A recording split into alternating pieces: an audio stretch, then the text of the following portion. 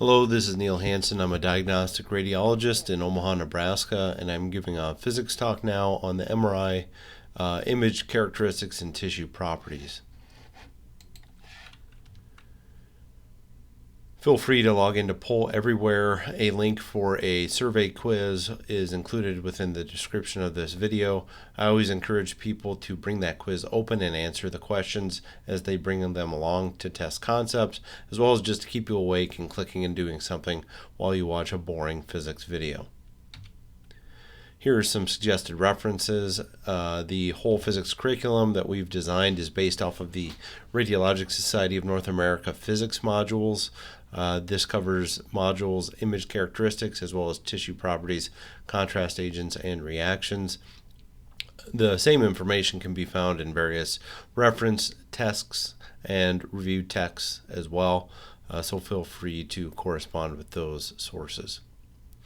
The goal is, again, to just give you a functional knowledge to help with basic characteristics of the images produced during an MRI, as well as to manage some of the artifacts seen on MRI during the day.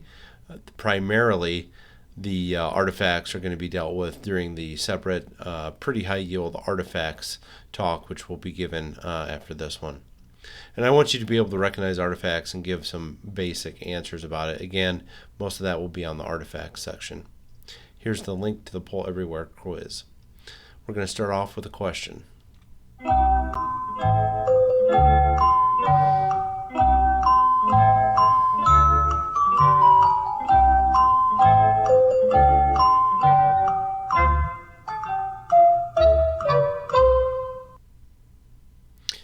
Once again, I realized that, I've failed to erase these. I just don't know what the hell is wrong with me. In this case, seeing the answers of prior residents actually didn't help you at all because most of the people got it wrong. The correct answer here is actually 90. I think that a lot of people got confused, maybe based off of a prior lecture where I talked about that 180-degree refocusing pulse, which is needed to get the maximum free induction decay signal. But really, if you're talking just about purely a 90 or a 180-degree pulse, the maximum signal is generated when you're 90 degrees perpendicular to B0, to the magnet orientation. And so when you do a 90 followed by a 180, then you will still be perpendicular to that axis. So you'll get a maximum vector. But this is asking just from baseline with one flip, what would be the maximum free induction decay signal generation, which would be 90 degrees or exactly perpendicular to it. All right, MR imaging performance. We got a lot of stuff to talk about.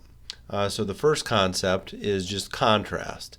So there are inherent contrast differences obtained during different pulse sequences. It could be T1 weighted, T2 weighted, proton density weighted, etc. Kind of talked about that last time. We can introduce contrast with T1 shortening agents like contrast. Like gadolinium, more or less. Short T1 tissues or things are bright on T1. That includes fat, protein, blood, contrast, melanin, some forms of flow.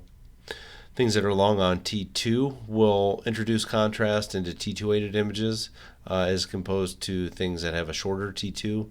So bright on T2 is usually things like fluid and fat. The next concept is noise, and contrast really at its baseline is just your ability to distinguish two separate tissues different from each other. Noise is basically anything that interferes with that. Anything that interferes with seeing contrast or the differences between two materials is noise. And then, contrast and noise bring into this concept of a signal to noise ratio. It's just the desired signal compared to background noise.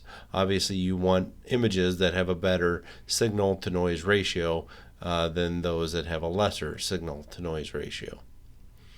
Here's two examples of a MRI which is done with a poor signal to noise ratio. It looks gray and grainy, kind of indistinct borders, versus an MRI done with good signal to noise ratio. You see a lot more crispness in the edges of the musculature at the fat interface. In general, everything in the image looks better. The signal to noise ratio really influences the achievable image quality. It's affected by basically every component of the system, from the hardware to the software to all the equipment, the way that all the different set pulse sequence factors are factored in, and it's directly proportional to the field strength. So if you go from 1.5 Tesla to 3 Tesla, you're going to inherently double your signal to noise ratio. And that's just because it produces more signal, in the form of twice as much longitudinal magnetization. The SNR increases as the square root of the number of image acquisitions increase. So if you do, more acquisitions, you'll get a better signal to noise ratio.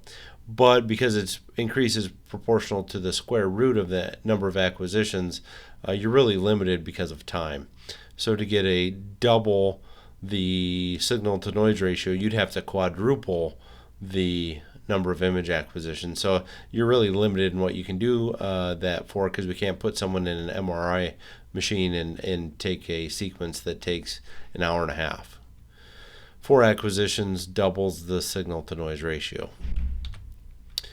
Smaller surface coils are also utilized to get a higher signal to noise ratio. So really, if you can get closer to your target organ of interest, if you can have a better detection coil, you'll inherently get a better signal to noise ratio. That's why endoluminal coils have been used. This is a prostate coil, and for my residents, just be glad that you don't have to put this in adjacent to the prostate through the rectum any longer. When I first started as an attending, we were still doing this. It was universally the favorite, where you'll go in and tell a guy, hey, guess where this is going. I had lots of people at the VA that just flat out refused to have the study.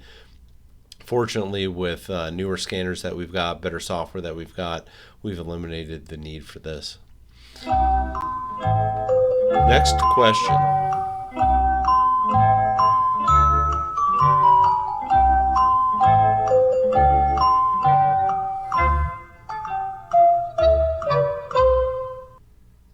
Pause now if you need more time, but the correct answer is hydrogen is too fixed to resonate.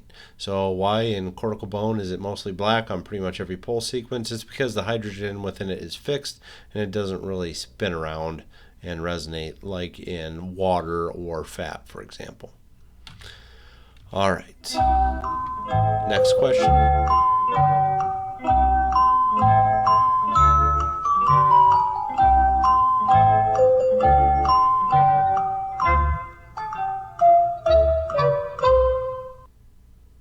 So the correct answer here is 0.3. 0.3 is the limiting spatial resolution for most modern clinical MR scanners.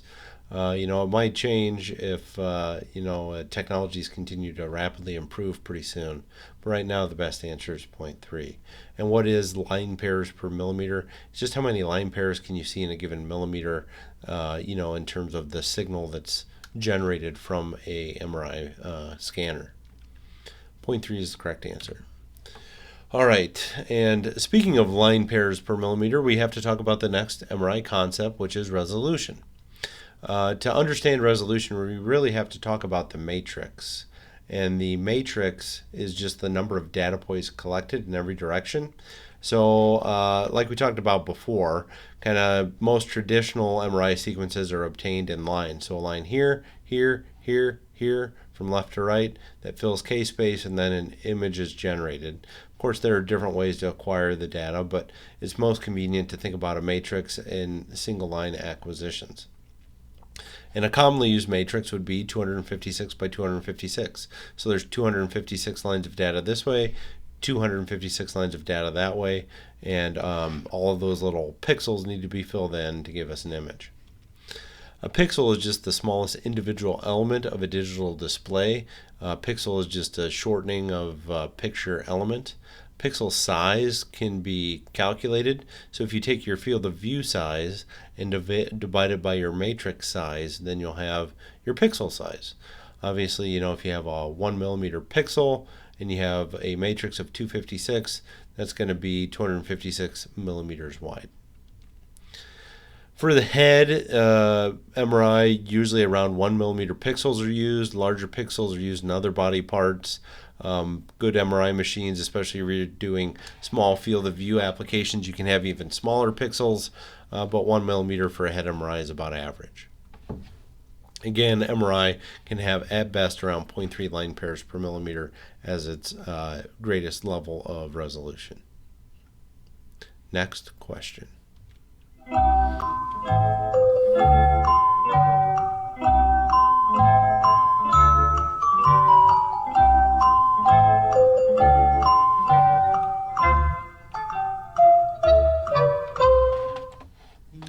So the correct answer here is T1 relaxation.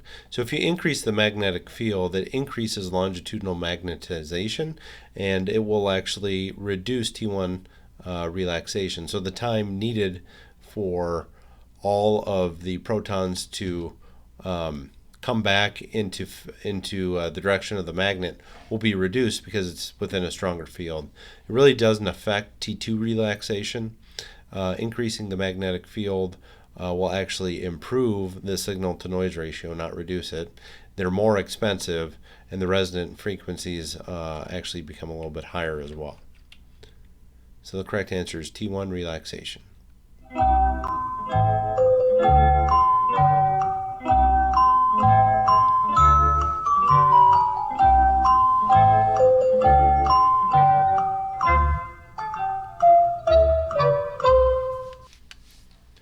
Correct answer is a voxel is 3D, a pixel is 2D. They both measure the same thing, it's just a voxel is a 3D measurement, pixels are a 2D measurement.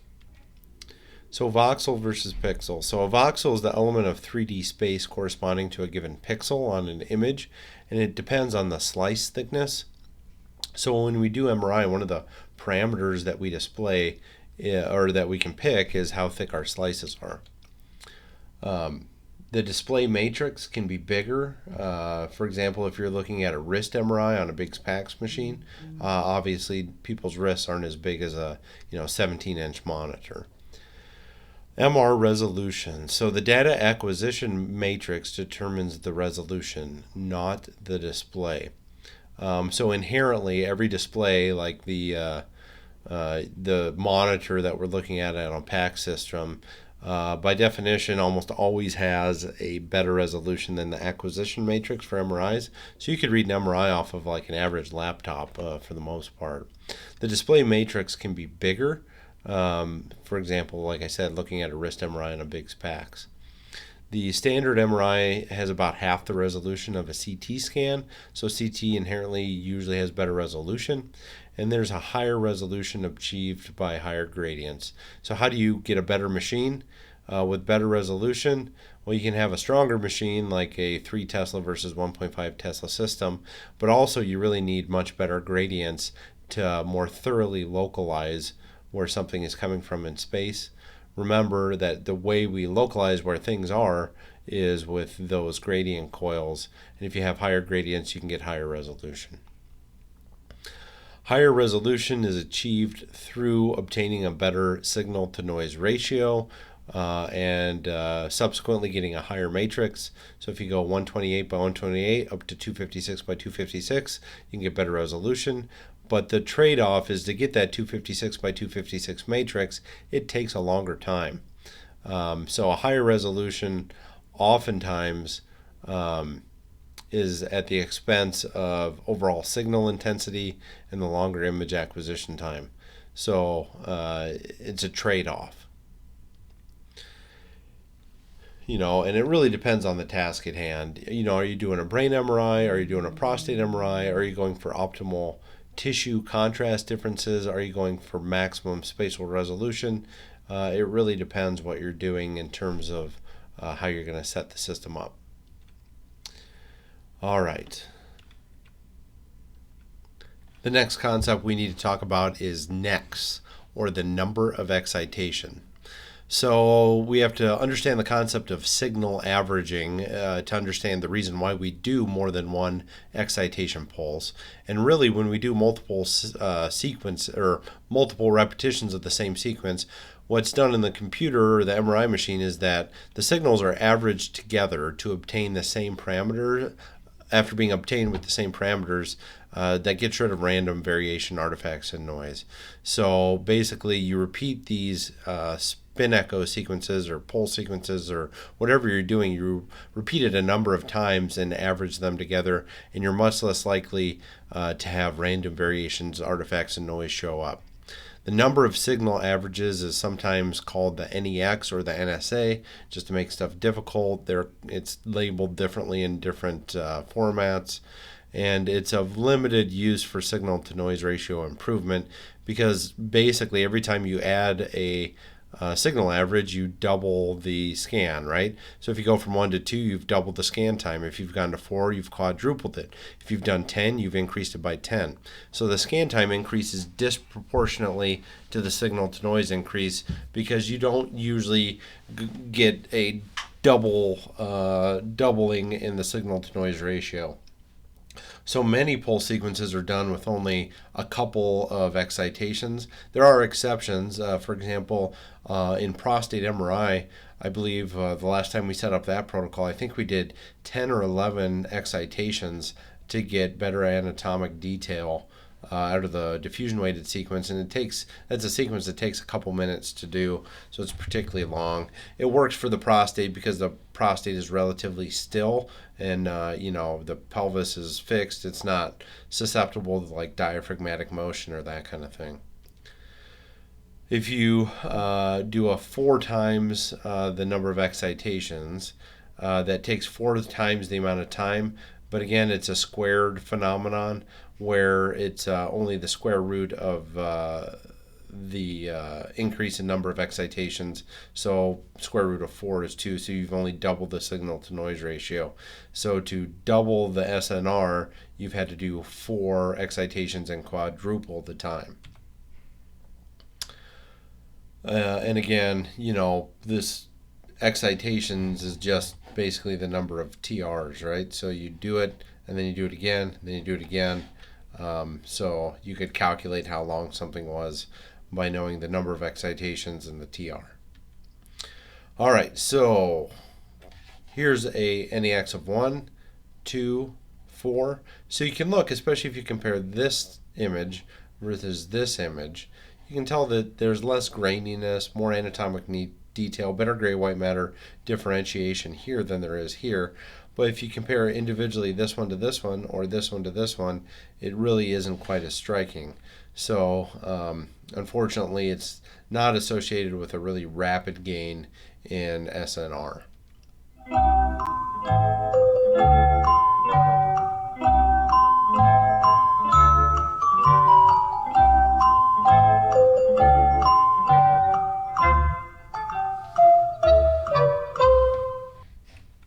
The correct answer here is M. And yes, I do love M&Ms, but the number of phase encoding gradient steps is generated in an M by M spin echo sequence is, and usually this M by M refers to the matrix by the matrix, so the matrix side.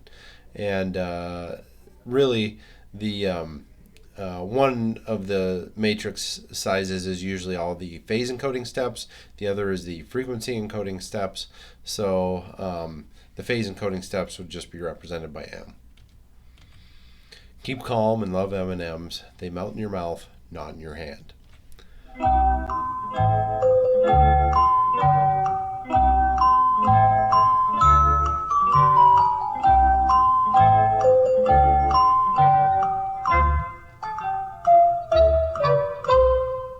Again, physicists love to kind of test us using these theoretical labels. So when NMR images are average, which is just basically saying when you do a certain number of excitations, the resultant signal to noise ratio improves by which of the following? Well, you can eliminate N because it's not a direct correlation, right? We just talked about that.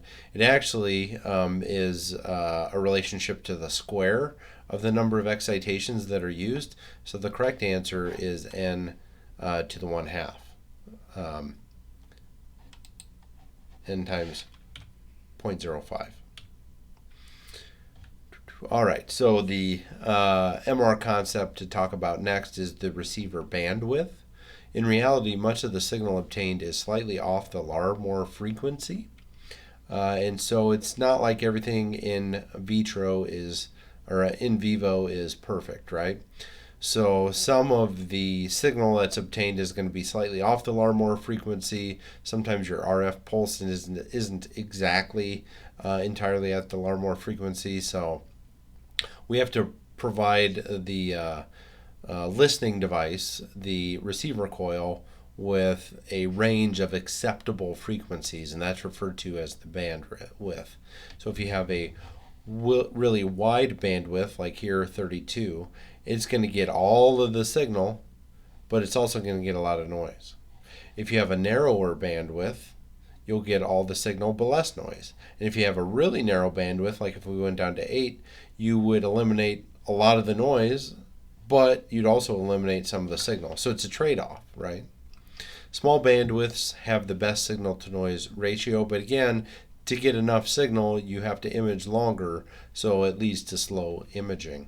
Higher bandwidth setups have the worst signal-to-noise ratio, because if you have a high bandwidth, a wide bandwidth, you get a lot of noise like out here, but it leads to very fast imaging. So it depends on your task at hand what setup you're going to go with. There's also a transmitter bandwidth, which I kind of briefly just mentioned in terms of the RF pulse generation, and it really depends on how good your transmitter is in terms of what kind of radio frequency pulse it sends out. In general, signal-to-noise ratio is traded for time and resolution. If you want to have a better SNR, you're going to trade it for time and you're going to trade it for resolution. And if you remember nothing else from this talk, I would really focus on this table. There's also tables out there in the review books and then Crack the Core and that kind of stuff. If you can't understand these concepts, you need to memorize this because it will help you get through at least 1 or 2 questions on your core exam. And just to go through these. So when the parameter goes up, what happens? So if you increase the field of view, your spatial resolution is going to go down if you don't change the matrix size. If everything else is considered the same when we change these things. And the field of view, when that goes up, your signal-to-noise ratio actually goes up. Acquisition time is just neutral. Slice thickness. So when you make the slices thicker, your spatial resolution goes down, but your signal-to-noise ratio will actually go up. Again, this is a time-neutral thing, slice thickness, so it doesn't affect acquisition time. Image matrix. When that goes up, your spatial resolution goes up, but your signal-to-noise ratio goes down, and your acquisition time goes up when you increase the matrix. Signal averages really don't affect the spatial resolution at all. Signal averages, as you increase them, though, your SNR will go up, but your acquisition time goes up as well. Receiver bandwidth doesn't really have much to do with resolution, although if you increase your receiver bandwidth, you're going to get more noise, which is going to make your SNR go down. Acquisition times will go down because you'll get more signal faster if you increase your receiver bandwidth. Field strength doesn't really affect spatial resolution in terms of all other things considered, but it does significantly improve your signal-to-noise ratio, and it's relatively time neutral for acquisition time, all other things being considered. Partial case-based sampling is really used to decrease acquisition time, but any time that you use those partial sampling techniques, it will inherently decrease your signal-to-noise ratio. So all of this is a trade-off, right? Spatial resolution is limited by voxel size, which is determined by matrix size, field of view, and slice thickness. SNR depends on voxel size, field strength, and some sequence parameters, and all of these things tend to affect total scan time. So feel free to fast forward through this mental health break. When I first gave this talk, it was after or as my family was preparing to go on vacation to California back in the pre-COVID days when we could actually travel and have fun and be mentally healthy. But you know, I was in Omaha, in winter and early spring, it usually sucks. So we like to go on a lot of trips, and so I like to make the residents insanely jealous by showing this picture of the hotel that we stayed at. But we went, and you look at the weather, and we got there, and it was just terrible weather for Southern California, where it was cold and wet and rainy. And when you have a little guy like this, and these guys, the thought of being trapped in a hotel room with them for 4 or 5 days is just terrible. Actually, I always like this picture of my daughter and my son, because my son didn't feel good, so he's laying his head down on his older sister. And I said, "Hey, Lizzie, why are you smiling?" And she just looks up at me and says, "I farted." Jack is probably the worst of the bunch. He always does something that's kind of ornery. Wears like a rock and roll t-shirt on Easter Sunday when he's supposed to be dressed up nice, because the nice clothes are just too itchy. Once again, Wyatt is just as cool as his dad. You can tell there from his black rim glasses. So we went to Disneyland. And actually, we had one of the better days I've ever had at Disneyland when it was cold, wet, and rainy. I did the usual thing where we went in, we waited in line, we got soaking wet. The kids were miserable, freezing. So what did I do? I threw some money at it. I went in and I used my credit card to buy everyone all new Disney outfits. Cost an ungodly amount of money to get new outfits. Bought rain ponchos, and actually didn't have to wait in line. It was probably the best theme park trip I've ever had. But how do you survive in the rain at Disneyland and Disney California Adventure? It's mostly through alcohol is how I got through it, because when you're completely drunk, it's not very cold anymore. How does Minnie Mouse get through it? They just smoke a blunt, I guess. Considered to be the happiest place on earth as long as you have a lot of money. If not, tough shit, bro. That's about right. Am I the only one that thinks childless adults at Disney are pathetic? No, you're not. Because why on earth would you go there if you weren't with kids? Whatever happens in Disneyland stays in Disneyland. My wife and I actually have a Disneyland protocol, and we use it for situations where we just want the kids to shut the hell up. And it's basically they get whatever they want with sugar and caffeine and soda, and just give them whatever they want, buy them whatever internet thing they want, just so long as they be quiet. It's called Disneyland Protocol. I encourage you to develop one should you have kids. Disneyland perception. Oh, it's a perfect family here that's all dressed up and super fun. In reality, this kid is high on crack. This kid is whiny and spoiled.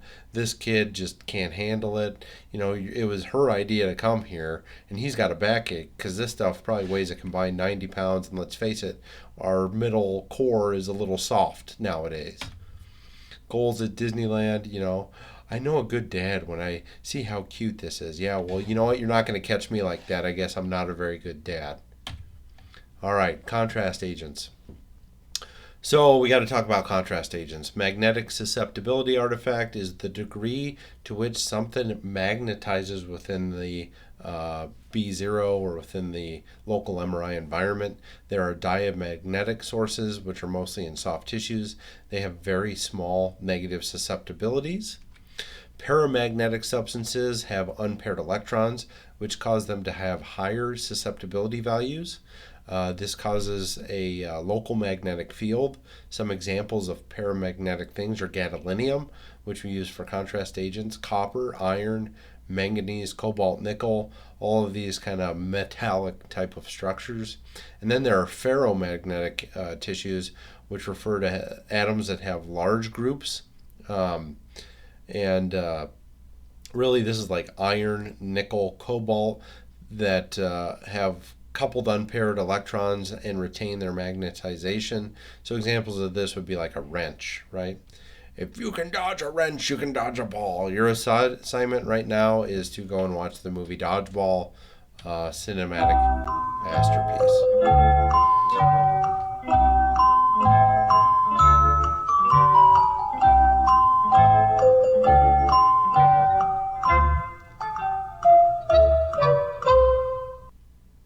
So in general, proton relaxation in gadolinium is mostly due to the gadolinium's unpaired electrons. So the unpaired electrons. That's just something where you either know it or you don't. All right, contrast. So superparamagnetic. There are also superparamagnetic agents like this SPIO or USPIO. Iron oxides are in iron 3 oxygen 4. There's a single tiny atom sized magnetic domain that doesn't have any memory. It has a moderate degree of magnetization. It's used mostly in research. I think it's used probably more in Europe than it is in the States.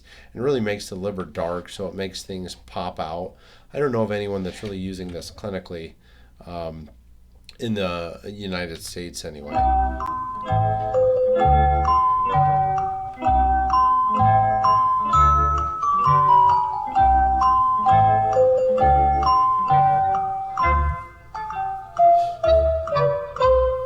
I'm sure all of you in medicine know that eating magnets is quite dangerous. Magnets and batteries are things you don't want to let your kids get.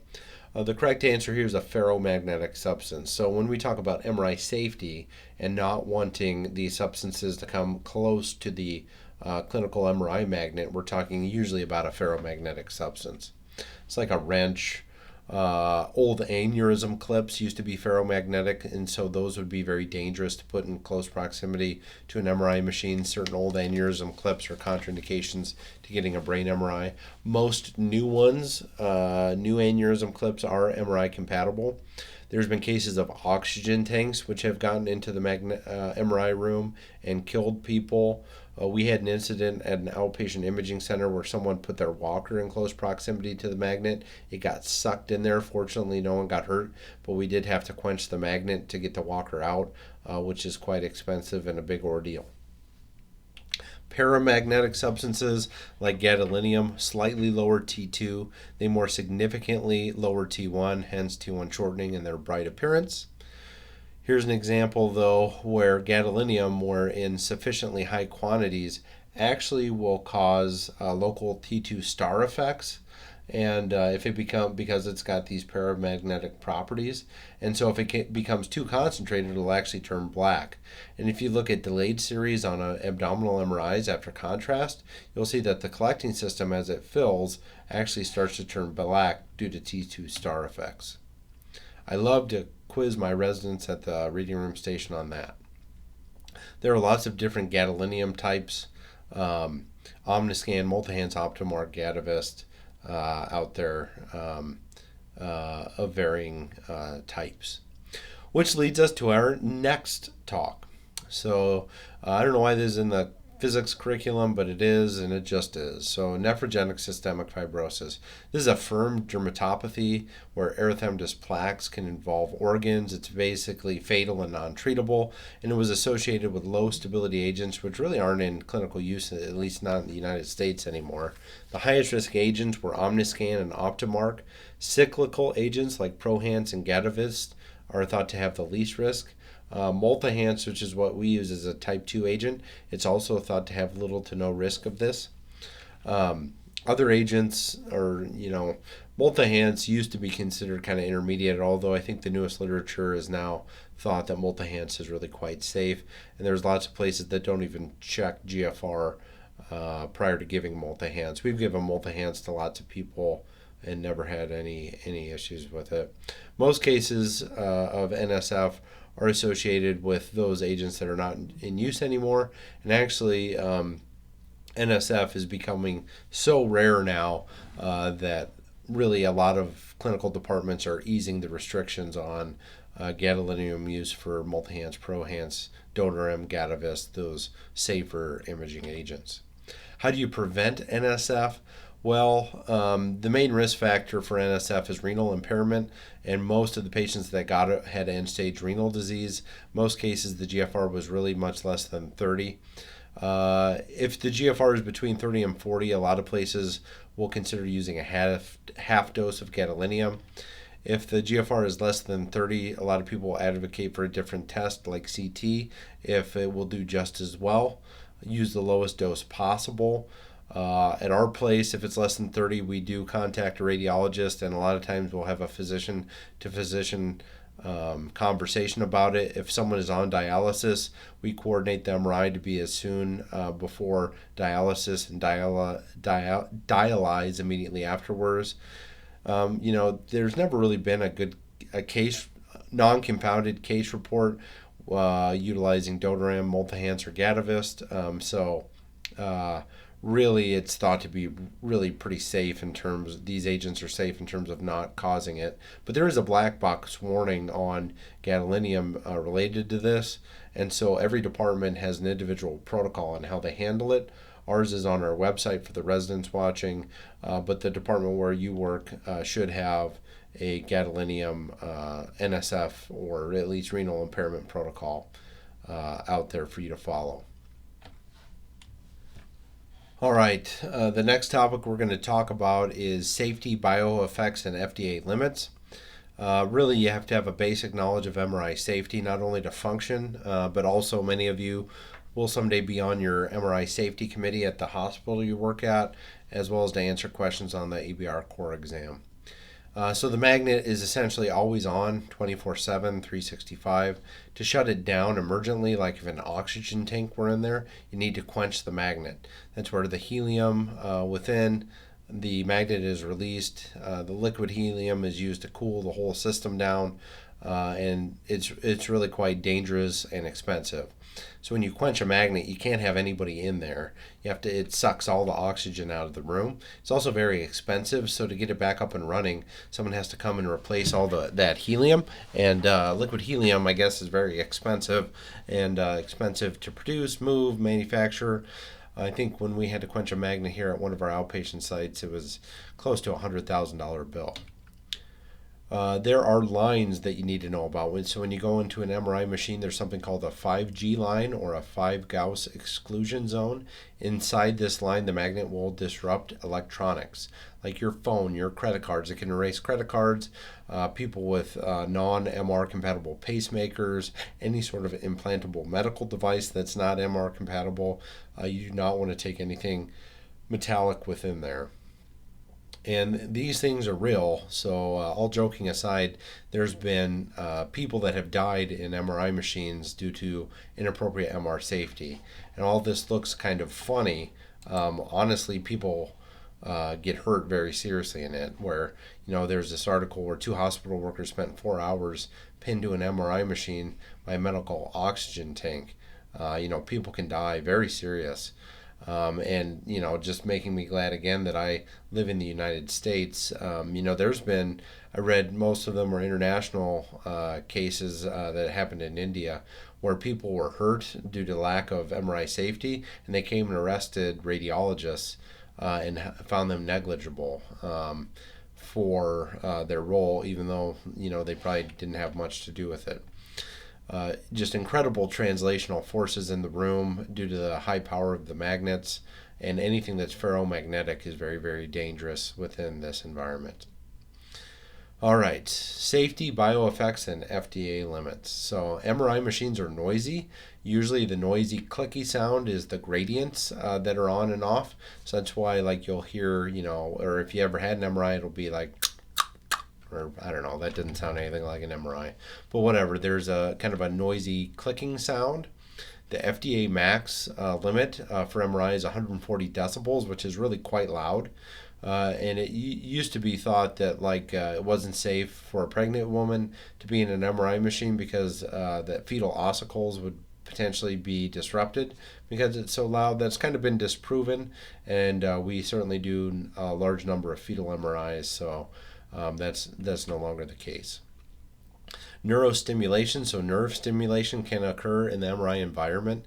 The magnet is so strong it can actually induce eddy currents within our body, and so we have to take precautions for that, like not having someone complete a circuit. So we'll get into that in a second. High bandwidth MRI sequences and echoplanar imaging are the most likely culprits to cause nerve stimulation due to various factors. When I say due to various factors, that means I don't really know why. All right, and we give people a safety ball. So if you've never had an MRI, never been in an MRI magnet much before, we give patients a little ball to squeeze that lets us know that they have some sort of an issue, either numbness, tingling, different sensations, a heating sensation. All those things can be bad, and so we give them a safety ball. We also have a direct verbal communication, and we actually have complete video monitoring at our site, which is pretty common. For FDA limits, we have to know about something called the specific absorption rate. The radio frequency pulses used can result in heating. It can cause burns on skin. For tattoos, it can cause heating and burns. The specific absorption rate really depends on the magnet strength, the flip angle, the TR, whether you're using an inversion pulse. All those things play into account of what the risk of absorbing so much energy that a burn occurs. We really tell patients to avoid touching the bore to create, because that can create circuits if you touch the bore. So you don't want patients to have their hands touching the bore. That's a big problem, especially in obese patients where they're close to the bore size. You don't want to have your hands folded together across your abdomen because that'll form a loop. You don't want to have anything that can form an antenna, like a metallic lead in there, because all those things can cause a circuit, which causes a current and can cause heat and burns.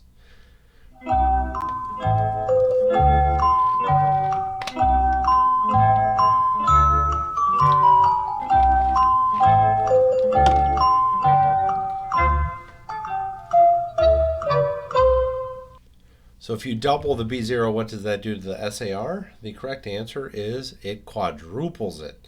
This is another one of those exponential relationships. I feel like if you just memorized what everything in physics was either linear related or quadrupled or squared, you got three options on all these things. It either doubles it, quadruples it, or is half, or is the square, right? That seems like the answer. But in this case, the correct answer is quadruples. What about the flip angle? What happens to SAR?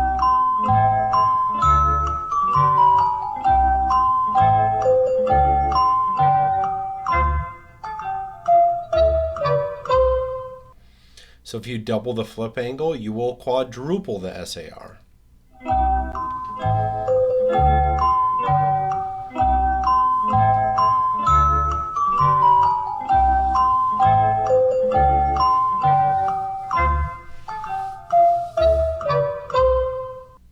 So if you double your TR, what happens to the SAR? It actually goes down to half. So because you're going over a longer period of time, all of that energy gets absorbed at a slower rate. So if you double the TR, the SAR actually goes in half. And I'll tell you that there's probably some tables in your review books, but definitely those are testable questions where I would kind of have memorized what the relationship is between SAR and those various sequence parameters. Definitely testable. The FDA limits are 4 watts per kilogram over 15 minutes. Obviously, most pulse sequences are going to be well below that. And the goal is to not cause anything to rise in temperature above 1 degree. There are MRI safety zones. You will have to know what all these safety zones are used for. So zone 1 is an MRI access area. Zone 2 is an MRI patient screening and prep area. That would be like the kind of bathroom area or the changing room area. MRI zone 3 is a restricted access area where you can only have screened MRI patients and MRI personnel. And then MRI zone 4 is the danger zone. That's where you have to have direct supervision, trained MRI personnel. It's like in the magnet room itself. The next thing to talk about is what happens if a patient codes in the magnet. Unfortunately, I've been a part of this before. The first thing you do is CPR if needed, but basically before you do anything else, I would advise just getting them out of that environment. Number 1, don't answer quench the magnet, because again, that sucks all the oxygen out of the room and it will kill everyone in the room, right? You need oxygen to live. So the most important thing in the magnet is just to get them immediately out into a safer environment to do a code and resuscitation. Even if it takes you a minute to do that, it's going to be worth it because you're going to have difficulties with drug administration, EKGs, EKG leads. You're going to have trouble with defibrillators, right? So the most important thing is to get them out of that environment. Thank you for listening to this talk, and I hope you have a good day.